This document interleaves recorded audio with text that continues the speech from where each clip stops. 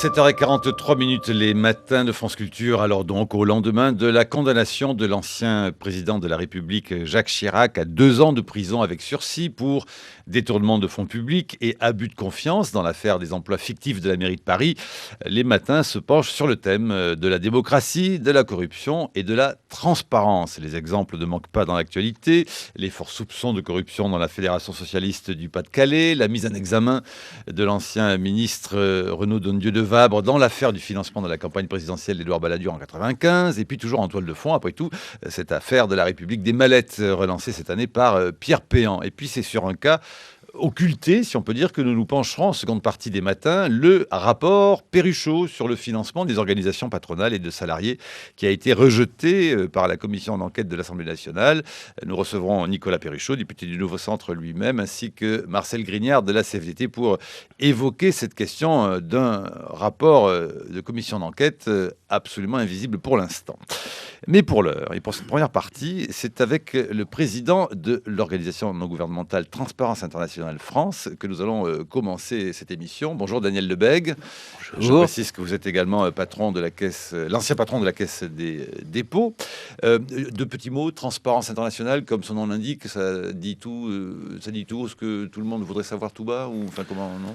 Oui, l'ONG présente dans plus de 100 pays dans le monde, dédiée à la lutte contre la corruption et de manière plus large, promouvoir de bonnes pratiques d'intégrité, de transparence dans la vie publique, dans la vie économique et sociale. C'est quoi? C'est une organisation qui observe et dénonce. Qui observe, qui fait ce qu'on appelle du plaidoyer auprès des décideurs, des acteurs, pour qu'ils adoptent de bons comportements citoyens et démocratiques. Transparence, intégrité, vertu, rendre des comptes, se comporter de manière responsable. Oui, on peut dire vertu. Les Romains auraient dit la vertu. Oui, vous avez du travail. Oui. Alors, Daniel Lebègue, écoutez, la condamnation de l'ancien président de la République. Alors, c'est pas tout à fait une première dans l'histoire. Enfin, si, c'est une première, pardon, dans l'histoire de la Ve République, pas dans l'histoire de France. Est-ce que c'est pour vous une avancée démocratique, comme certains l'ont dit, l'ont déclaré depuis hier? Quand on a la chance de vivre dans l'une des plus anciennes démocraties du monde, la France, la décision du tribunal correctionnel hier est très réconfortante, puisqu'elle illustre la mise en œuvre de 2 principes fondateurs de la démocratie. Premièrement, nul n'est au-dessus des lois. Deuxièmement, la justice est rendue par des magistrats indépendants. Donc c'est une bonne nouvelle.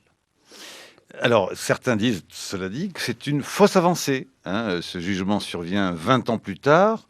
Et les commentaires, notamment du chef du gouvernement, François Fillon, et du président de la République, insistent sur l'engagement constant qui vaudra encore l'estime des Français de Jacques Chirac. Mais certains disent, voilà, c'est quand même trop tard. C'est vraiment trop tard, plus de 20 ans après les faits. Cette décision est tardive, a dit aussi d'ailleurs Benoît Hamon du Parti socialiste. Elle est tardive parce que ceux qui tiennent ces propos et d'autres dans la vie politique ont fait en sorte que le chef d'État bénéficie pendant la durée de son mandat d'une immunité pour des faits qu'il commet dans l'exercice de son mandat ou qu'il a commis antérieurement. Voilà, je considère pour ma part que ça n'est pas un bon principe. Et que la plupart des démocraties... Il faut revoir pour vous très vite le statut du chef de l'État. Je le pense. Évidemment, il faut veiller à ce que la fonction de président de la République ne soit pas à l'abri de toutes les calomnies, rumeurs, malversations, ça va de soi. Mais un président de la République reste un citoyen redevable vis-à-vis de la justice, du respect des lois, comme n'importe quel autre citoyen. Donc, on ne peut pas dire, je suis désolé que des politiques disent en même temps, il faut assurer l'immunité du chef de l'État, et deuxièmement, la décision intervient trop tard. Ça ne va pas. Mais Daniel Lebègue, est-ce que cela dit, là où vous avez sacrément du pain sur la planche, on pourrait dire, ça n'est pas tant seulement au fond que de noter ce qui ne fonctionne pas ou ce qui ne va pas dans d'autres républiques, est-ce que ça n'est pas la mentalité française tout court qui souffre tout de même un peu d'une propension un peu oublieuse, au fond, des casseroles de leurs représentants politiques? Bien sûr, une certaine complaisance vis-à-vis, on va dire, des petits arrangements peut exister dans l'opinion publique. Qui, notamment, dit Alain Gérard Slaman, sont indissociables de la question de la démocratie. C'est-à-dire que la démocratie ne veut pas forcément dire la transparence tout le temps. Il faut bien qu'il y ait une part d'ombre pour que ça marche. Oui, moi je ne dirais Alors, pas. je ne vous dire ça à vous, c'est de la provocation, Oui. mais bon. Je ne dirais pas ça comme ça. La démocratie implique une éducation à la vie citoyenne. Et c'est vrai que la tentation du passe-droit, de l'arrangement, elle peut exister. Mais en même temps, il faut mettre en garde, lutter contre cette tentation à tous les niveaux, celui des citoyens, mais surtout quand on est élu de la nation, quand on exerce des responsabilités politiques de haut niveau, on a un devoir absolu d'exemplarité.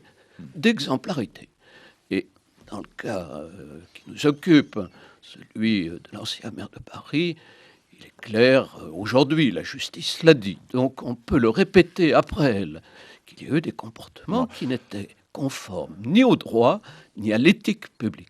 Et donc oui, Jacques Chirac a été reconnu coupable, je cite, de prise illégale d'intérêt et d'abus de confiance, à cause du recours délibéré pendant 5 années à 19 emplois, totalement ou partiellement fictifs, et qui ont ainsi engagé les fonds de la ville de Paris pour un montant total d'environ 1,4 million d'euros.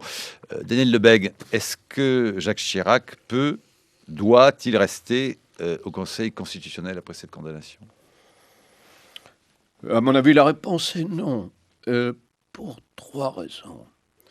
La première, c'est la condamnation qui vient d'être prononcée, que la Chambre suprême, la Cour suprême, accueille des hommes et des femmes, aussi respectables soient-ils, qui ont été condamnés pour non-respect de la loi.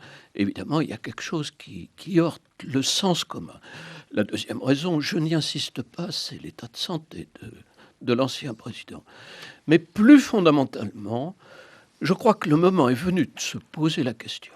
Est-ce qu'il est normal que siège dans la Cour suprême celle qui apprécie la conformité à la Constitution des lois votées d'anciens présidents de la République, et j'ajoute d'anciens présidents de l'Assemblée nationale ou du Sénat, qui ont contribué à initier, et en tout cas à adopter et à ratifier des lois. Comment peut-on être à la fois juge et partie? Il y a là quelque chose, à mon avis, qui appelle à tout le moins la réflexion et probablement une réforme sur ce point particulier de notre Constitution. Vous pousserez, vous, en ce sens? Transparence internationale va faire un effet de levier, de lobbying pour cela? Oui, je crois que le moment est venu de réexaminer et modifier la composition du Conseil constitutionnel. Je rappelle que depuis 2 ans maintenant, et c'est une initiative de l'actuel président de la République, Nicolas Sarkozy, on a fait du Conseil constitutionnel en France une véritable Cour suprême qui peut être saisie par tout citoyen. Enfin, qui fait quand même rire les Américains qui ont, eux, une vraie Cour suprême à cause notamment quand même de ce fameux statut des anciens présidents de la République qui ont du coup leur fauteuil à vie et d'office. Vous savez que les juges de la Cour suprême américaine se sourient élégamment, pour ne pas dire plus, quand on leur évoque comment marche notre Conseil constitutionnel à nous. Oui, il faut donc rendre notre système totalement crédible, et une des manières de le faire serait de le composer exclusivement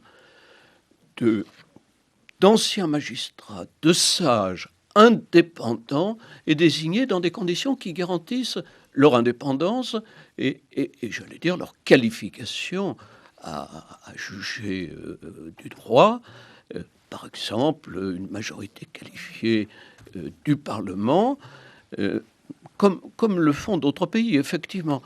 Oui, je crois que le moment est venu d'envisager cette réforme. Est-ce que vous savez si oui ou non, ça, on n'a pas réussi à trouver ça, si l'ancien président de la République conserve son droit de vote?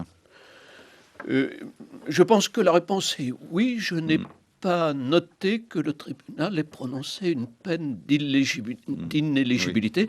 J'en profite pour dire que dans les propositions que nous soumettons aux candidats à l'élection présidentielle, il y a le fait d'intégrer dans la loi et dans la pratique de la justice une peine d'inéligibilité d'au moins 10 ans pour toute personne condamnée pour des faits de corruption. C'est le sens de votre appel Halte au feu, entre autres? Oui, hier, nous avons effectivement lancé un appel aux responsables politiques: arrêter les accusations, les invectives. Ça n'est pas une manière d'élever le débat, et surtout de rétablir la confiance de nos concitoyens dans les élus et dans les institutions. Débattez plutôt de mesures précises pour restaurer l'éthique dans la vie publique en France. Nous mettons sur la table, nous, cette proposition, qu'on en débatte. Ça, c'est le débat démocratique. Daniel Salnave brûle de vous poser une question. Oui, Elle est restée avec poser nous. une question, mais je crois, monsieur, vous y avez déjà, en fait, partiellement répondu. Moi, en tant que citoyenne de base, je me suis absolument satisfaite de cette preuve d'indépendance de la magistrature. Mais la question que je me pose, c'est effectivement, est-ce que la démocratie peut se passer d'une pédagogie de la démocratie pour éviter, effectivement, qu'une information comme celle-ci tombe dans le sac, si j'ose dire, dans la poche de tous ces populistes prêts à dire, tous pourris, ils en profitent, et d'ailleurs, si j'étais à leur place, j'en ferai autant. Donc je crois qu'il y a vraiment une dimension, pour que la démocratie existe, de pédagogie. Et c'est dans ce sens, je pense, que votre appel... Je suis absolument d'accord, madame. C'est la démocratie, la vie démocratique, la vie citoyenne, ça s'apprend à l'école. Nous avons commencé une action en direction des collèges et des lycées pour un apprentissage, avec des enseignants, bien entendu, un meilleur apprentissage de la vie citoyenne.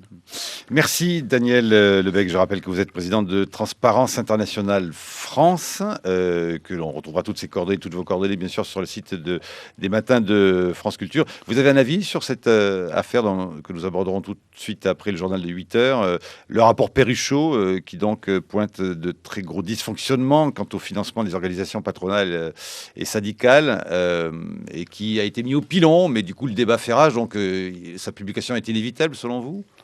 Transparence immédiate et totale, bien sûr, c'est la seule réponse.